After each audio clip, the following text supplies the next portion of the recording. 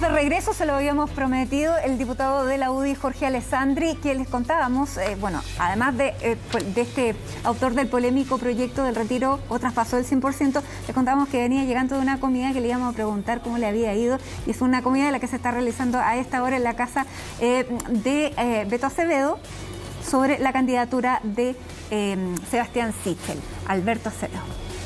Y Cristóbal, perdón. Sí. Y venías de ahí. Buenas noches, Matilde. Muchas gracias por la invitación. Hola. Justo me paré de la comida cuando se estaba tocando el tema de Sichel y el 100%. Y solamente Acevedo sabía que yo venía para acá. Quizás el resto interpretó que me estaba parando enojado por el tema. Pero lo importante es que entra este nuevo jefe de campaña.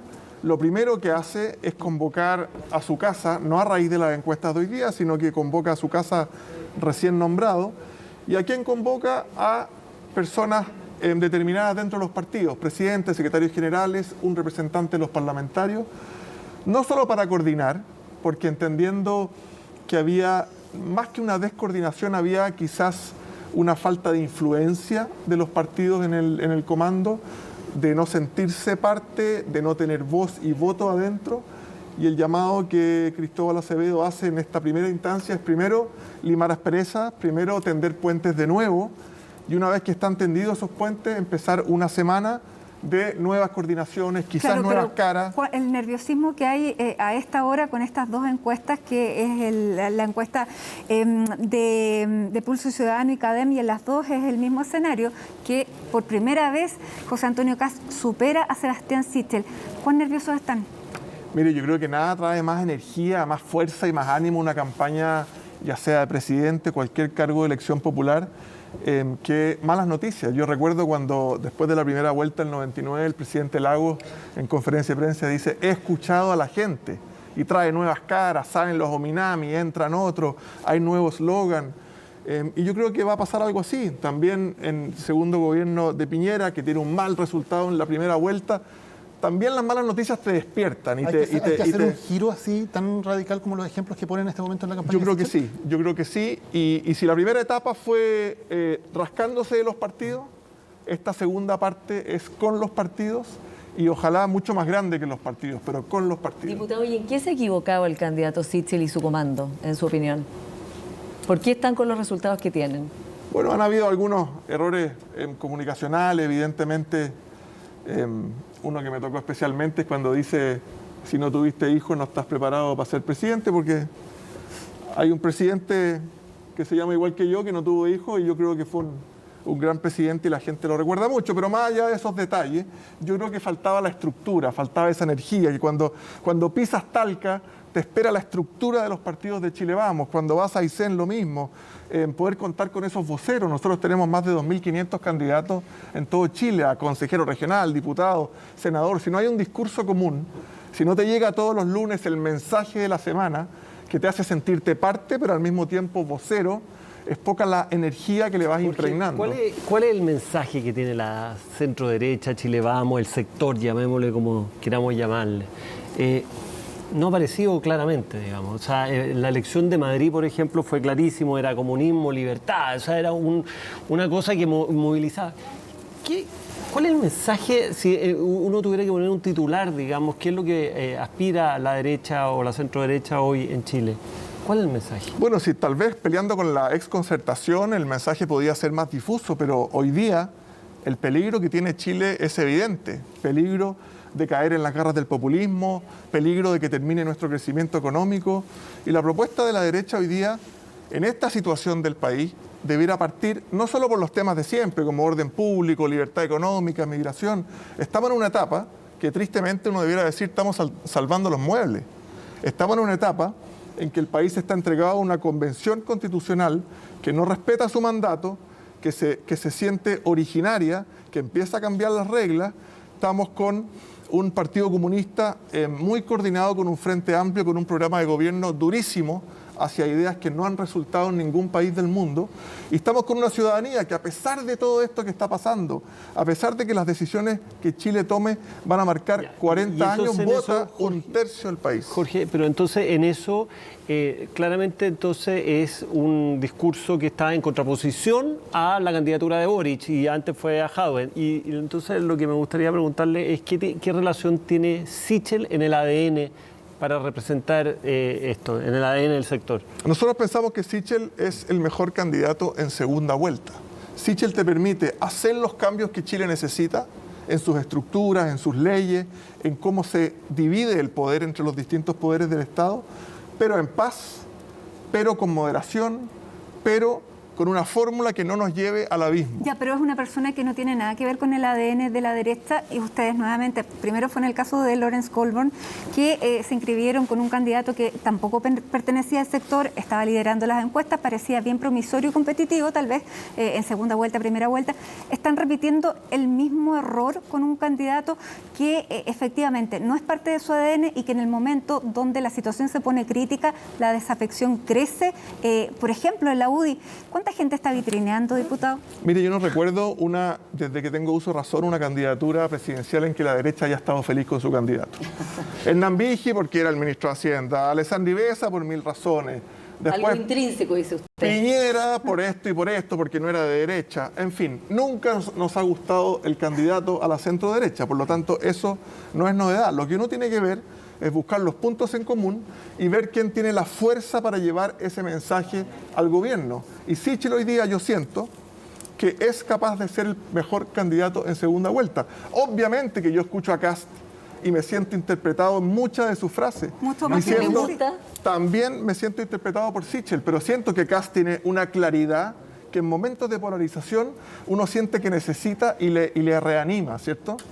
Pero no estoy dispuesto a perder la segunda vuelta 70-30 contra Boric. O sea, es netamente instrumental. No estoy dispuesto a entregarles la Convención Constitucional, el Palacio de la Moneda, el Congreso Nacional y ver cómo Chile desperdicia. Bueno, pero Usted dice, eso, usted dice que está contra el populismo, que quiere cambios con responsabilidad, pero ¿cómo dialoga eso con el proyecto suyo, que ahora lo hizo suyo, Sichel, de retirar el 100% de los fondos de pensión, algo que ha sido transversalmente desde el presidente del Banco Central, la presidenta de la AFP, los economistas diciendo que sería muy desastroso para el país y que amplificaría todos los daños que ya han creado los retiros? Evidentemente acá no estamos buscando el ideal, estamos en una solución de última ratio, decimos los abogados. Cuando ya se ha hecho un daño con el primer retiro, el segundo, el tercero, el cuarto, nosotros cuando se empieza a hablar del tercero, se inicia el pago del IFE universal. Y ese mismo día que el ministro Osa en el Congreso anuncia este IFE universal que llega a 15 millones de personas, Pamela Giles, la diputada Pamela Giles, hace una conferencia de prensa y anuncia el cuarto, el quinto y el sexto retiro. Y esa noche yo me fui a dormir contrariado con esto. Decía, Yarna Proboste había dicho que con un IFE universal no tenía sentido, Pamela Giles lo lanza hoy día. Y recordando los 3 proyectos de Yarna Proboste que llaman a nacionalizar los fondos de pensiones, yo digo evidentemente en una entrevista de radio, si vamos a seguir desangrando el sistema de 10 en 10%, lo mejor es que los chilenos puedan salvar su dinero. Ahora, una El peor precisión escenario... que ya no está, o sea, la candidata Proboste no está propiciando la nacionalización, y eso lo ha dicho ya varias veces la última semana. ¿Sabe lo que pasa? Los parlamentarios podemos dar opiniones en los programas de televisión y en la radio, pero los parlamentarios actuamos a través de nuestras votaciones y de los proyectos que firmamos.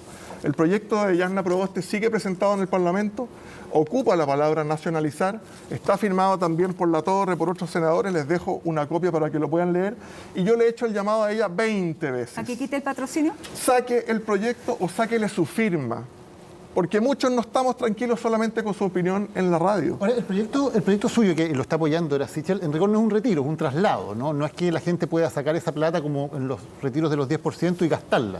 La gente puede mover la plata a otro instrumento de inversión, pero queda de todas formas guardada sin poder tocarse hasta la jubilación. Es un retiro porque usted la saca de las AFP. Claro, pero la traslada. Exactamente. La pregunta es, usted dice, hay que retirarla porque si no la pueden sacar, se la pueden robar, la pueden nacionalizar, que es lo que ha dicho también Sichel.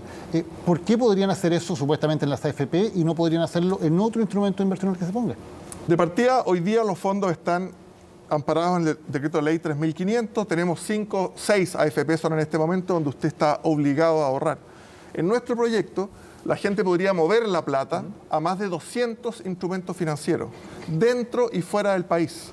Y evidentemente que si un parlamento populista o un gobierno populista quisiera nacionalizar, además la senadora Proboste ocupa mal la palabra nacionalizar, porque tú no puedes nacionalizar algo que ya es de los chilenos. La palabra correcta es confiscar. Tampoco expropiar, porque en nuestro país cuando te expropian te pagan el precio de mercado. Por eso, pero eso, es confiscar. Eso no lo está diciendo nadie y evidentemente no sería legal, digamos, que de pronto un día para otro el gobierno dijera esos fondos que son evidentemente propiedad privada pasan a ser del Estado.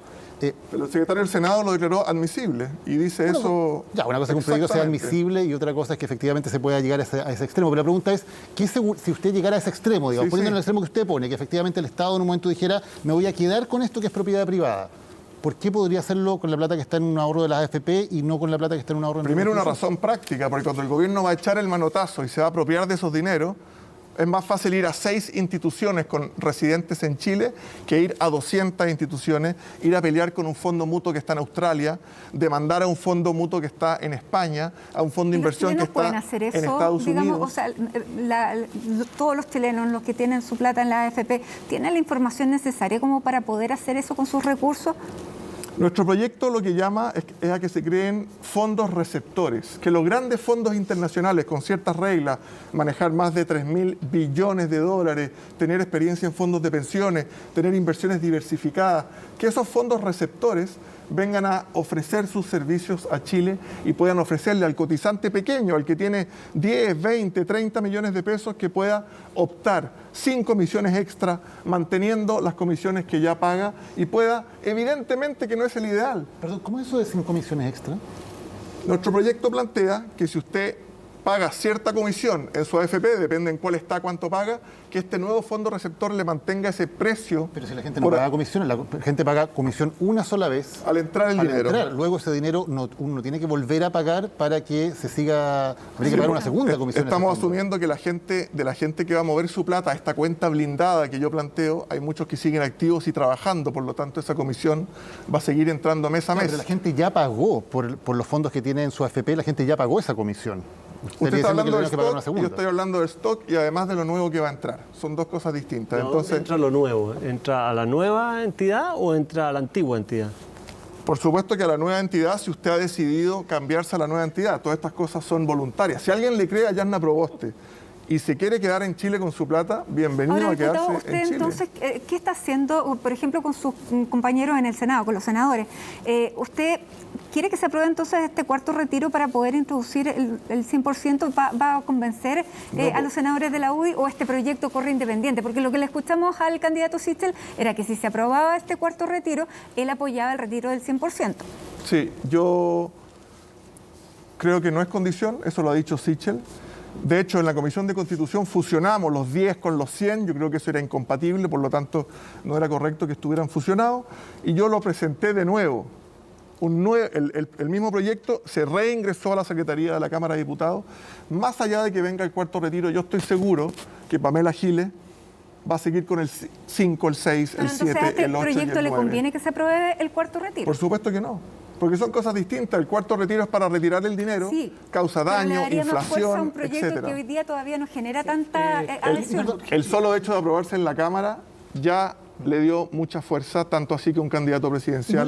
¿No le parece un error político que un candidato presidencial como Sichel base ahora, porque esta es la gran propuesta de campaña de la que estamos hablando, en una propuesta que finalmente asume su propia derrota? Porque la lógica de este proyecto es que Sichel pierde, que gana Proboste o que gana Boric. ¿No le parece bastante poco ganador, digamos, de un candidato no, para nada, estar basándose como principal propuesta de campaña hoy día en algo que eventualmente pasaría si es que él pierde? No es así, porque el proyecto, y lo dice claramente, es en el caso que gane un parlamento populista o un gobierno populista. Si hay algo que nos ha demostrado este gobierno, en que la moneda, la moneda no lleva la agenda legislativa. Hoy día con Piñera se aprobó el 1, el 2 y el 3. ¿Qué le podría decir usted? Que gana Sichel, pero igual el Parlamento sigue en manos de la oposición a Sichel. Pero ustedes están poniendo, este proyecto se pone en las circunstancias que ustedes van a perder las elecciones. O un Parlamento, o en el Parlamento, o en la moneda. Ahora, ¿cuál es la convicción de Sichel? Disculpe, diputado, porque él se oponía a todos los retiros, también se opuso al retiro del 100% y lo saca justamente cuando tiene que admitir que él sacó el primer retiro. Más bien parecía una estrategia para golpear con algo más fuerte que una convicción. Pero si no era novedad, porque yo lo había lanzado ya en junio de este año. Claro, por lo pero tanto, no adhería a eso, pues. el proyecto es para salvar la plata. El peor escenario es que los chilenos nos gastemos la plata y la consumamos. Pero apareció un escenario peor, que es que el Estado te la nacionalice. Claro, y te la pero yo le administra. pregunto por la convicción del candidato Sichel respecto a este proyecto del retiro del 100%. Más bien era funcional al momento que estaba Yo pasando pienso que ese día Sichel viernes. y también muchos del gobierno actual pensaban que el cuarto retiro no iba a pasar de ninguna manera. Por las opiniones del senador Pizarro, de Goich, en fin, y los sorprendió a muchos. Por lo tanto, evaluaron este proyecto para salvar los quiero dineros. preguntarle, ¿usted ha medido, se ha preocupado de saber el impacto económico que tendría esto? Porque le digo, por ejemplo, Alejandra Cox acá dice que esto es tan grave como expropiar los fondos de pensiones, porque es una irresponsabilidad total dejar a millones de personas sin pensiones y el efecto que tendría además eso en la economía que ya está bien golpeada. Quizás Alejandra Cox no ha leído nuestro proyecto, la invito a leerlo en cámara.cl. Nuestro proyecto plantea que no se salgan a liquidar los papeles, las acciones, los fondos mutuos, los bonos, que usted los traspase de una institución financiera a otra, que lo pongamos en un bolsillo más seguro, en una cuenta blindada. Igual que cuando uno se sube al metro y se cambia la billetera del bolsillo de atrás al de adelante para que no se la roben, poder hacer lo mismo con los 170.000 millones de dólares, que al final es el colchón sobre el cual se sustenta el ahorro de Chile. Pero hay precedentes mundiales de haber sacado una cantidad de esa envergadura de plata y haberla traspasado así. O sea, digo, ¿realmente ha pensado con economistas serios y todo cuál es el impacto que tendría esto? Por supuesto que sí. Hay varios economistas serios atrás de este proyecto que me han ayudado en escribirlo. ¿Cuáles? Han sido decanos de universidades. ¿Quiénes son para saber? Ellos tendrán que comentar el proyecto y van a escribir columnas esta semana defendiéndolo. No les he preguntado si los puedo nombrar en un programa de televisión, pero todos muy conocidos y con cargos muy importantes, tanto universitarios como economistas en nuestro país. Por lo tanto, como esto es traspaso y no venta, no está el problema de la inflación. Han habido traspasos de estas magnitudes, por supuesto. Hay fondos de pensiones en Estados Unidos que han traspasado estos dineros a distintas formas de ahorro y de inversión. ¿Se va a aprobar el cuarto proyecto, cree usted? Por las opiniones que han dado los senadores uno pensaría que no, pero en el primero, segundo y tercer retiro también hubo senadores que anunciaron que estaban en contra, pero luego no querían asumir el costo de la Cámara. Yo hoy día le creería más bien a Insulza, a Lagos Weber, a Goich, a Rincón, y creo que la tiene difícil en el Senado. Ahora, este proyecto que podremos discutirlo si es bueno o malo, pero la probabilidad de que sea aprobado es nula, digamos, porque porque esto requiere quórum calificado, ¿cierto? Y por lo tanto es imposible que hoy día al menos se apruebe. Entonces la pregunta que uno tiene que hacerse es el populismo que usted hablaba. El populismo no es solo de la oposición, el populismo ha entrado absolutamente en el sector de Chile Vamos. Entonces el punto es ¿cómo se sale de este populismo? Porque finalmente ya los argumentos técnicos poco importan, da lo mismo que todos los economistas de todos los lados digan las cosas, da lo mismo que el presidente del Banco Central diga, porque al final lo que importa es seguir, echarle para adelante nomás. Entonces el punto es, el populismo, ¿cómo se combate el populismo desde el sector? ¿Usted cree que comete populismo Jasna Proboste, que nos dice voy a nacionalizar y después en la radio dice que no es así? ¿O que cometo populismo yo, que quiero salvar la plata de los chilenos? ¿Cuál de los dos? ¿O los dos? No, yo creo que el populismo es todos aquellos que votaron en favor del tercer retiro y del cuarto retiro. Esos son los populistas. Y esos no son solo la oposición. 18 de Chile Vamos. Y en el anterior hubo más todavía. Entonces, ¿cómo responde eso? Evidentemente yo creo que va a haber un castigo en las elecciones. Yo creo que aquellos que piensan... He visto algunas declaraciones de Manuel José Sandón y otros que piensan que esto va a ser gravitante en sus elecciones y que prometer el dinero, como dice una diputada por ahí, voy a llegar para Navidad con el cuarto, el quinto, el sexto retiro, como si ese dinero fuera de la candidata o de algún candidato. Yo creo que las personas al final valoran que uno mantenga una línea, que los parlamentarios, los que estamos en política, hagamos propuestas serias de largo plazo y entendamos que esas personas van a jubilar. Cuando Cristina Kirchner hace 12 años le dice a los jubilados, préstenme la plata, voy a pagar deuda externa, no se preocupen que se las devuelvo con intereses. Pasan los 12 años, jubilan a esas personas, no está el dinero y Cristina sigue sentada en la Casa Rosada. Eso nos debiera dar una luz de alerta.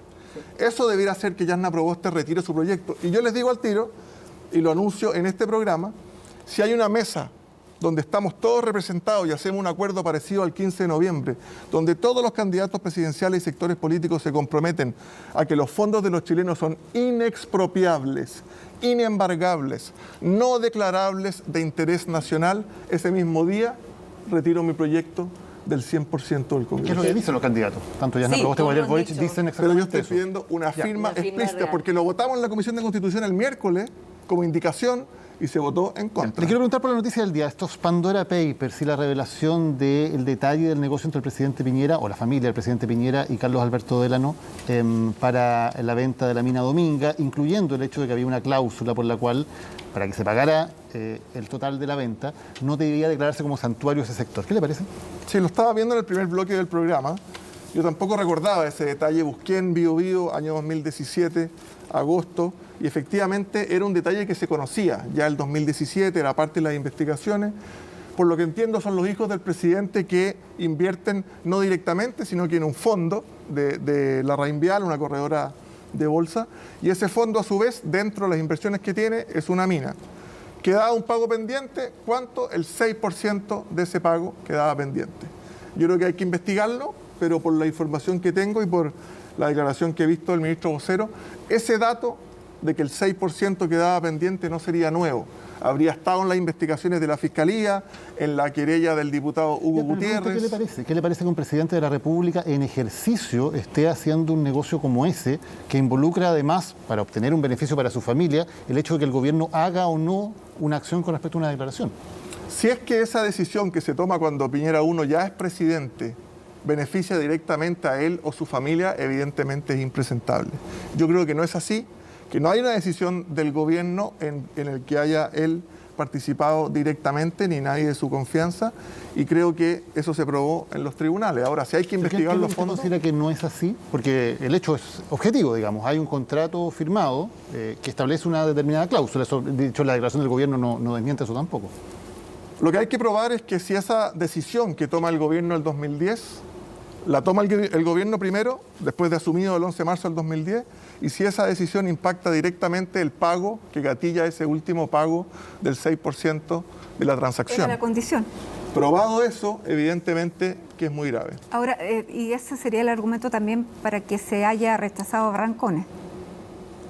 Eso es una conjetura que escuché en el programa de ustedes que no la había escuchado antes. Cuando usted dice es muy grave, es impresentable, ¿qué significa eso? ¿Qué consecuencia debe haber de una acción que es muy grave o que es impresentable? Si los fiscales ya lo investigaron, si Hugo Gutiérrez ya intentó revelar esto en un juicio, si los tribunales ya dijeron que no existía esa presión, yo me imagino que no existe. Ahora, si hay que investigarlo de nuevo... Es que está prescrito, feliz. así que no hay un tema legal, pues está Pero prescrito. se puede investigar igual. Pero desde el punto de vista periodísticamente. político, ¿qué efecto tiene eso? No, ¿Qué efecto va a tener para la elección, digamos? O sea, ¿qué efecto tiene para el candidato Sichel? ¿Qué efecto tiene en la parlamentaria? ¿Cómo lo mira usted eso? Nosotros tenemos que lograr que entre la política y los negocios haya una muralla china y transparencia. Y hoy día existe en Chile una normativa que te obliga a publicar cada peso, cada propiedad, cada transacción. Y si las personas son ricas o especialmente ricas, tienen que tener un fideicomiso ciego. Tenemos una institucionalidad que antes no existía. Y si hay que corregir algo para que sea más transparente aún, yo creo que hay que hacerlo. Y si tiene que dar explicaciones algún Ceremi, algún ministro de esa época, algún comité de ministros, tendrá que darla y habrá que conocer ¿Siente todos una los declaración del antecedentes. gobierno o...? No, a mí me pareció que no, pero hay un video también del ministro vocero que explica un poco más a fondo y Esto estaba evidentemente... fuera, además del Perdón. fideicomiso ciego. Sí. ¿Está fuera? Sí. ¿Le afectará esto al candidato Sichel? ¿Y cómo ve usted la parlamentaria? Que eso no hemos hablado, pero que en el fondo también se ve bastante complicada, ¿no? Yo pienso que Sichel ha marcado muy bien la posición en esto y debiera seguir marcándola en esta muralla china entre política y negocio, en transparencia total. Pero no hablamos de este caso hoy día, entiendo, ¿no? En que jamás una decisión del ámbito público puede beneficiar a algún familiar o algún político con un puesto. Y tenemos que ver cómo perfeccionamos la ley de transparencia. Y si hay que... Yo quiero incentivar a que profesionales participen en política, pero que sepan que va a haber este vidrio transparente en que van a tener que explicar cada una de sus transacciones. Y se puede hacer. No se hacía antes en Chile. Hemos avanzado mucho con la ley de transparencia y ojalá sigamos profundizando. ¿Te parece que un político puede tener inversiones o sociedades en paraísos fiscales? Hoy día creo que no lo recomendaría. Más allá de que sea legal, yo creo que más allá de la legalidad, aunque el paraíso fiscal es interpretable porque son estados de baja tributación, podría decir un técnico, ¿cierto? Yo creo que alguien que está en lo público debería tener todas sus inversiones no solo transparentes, sino que en Chile o en países que no sean catalogados como de baja tributación. Diputado Jorge Alessandri, muchísimas gracias por estar aquí con nosotros en el panel de tolerancia cero. Muchas gracias a ustedes. Buenas noches. Nos vamos rápidamente a una pausa y luego va a estar aquí uno de los jefes programáticos de la campaña de Gabriel Boric, Nicolás Grau, va a estar aquí sentado. Así que a la vuelta vamos a conversar con él.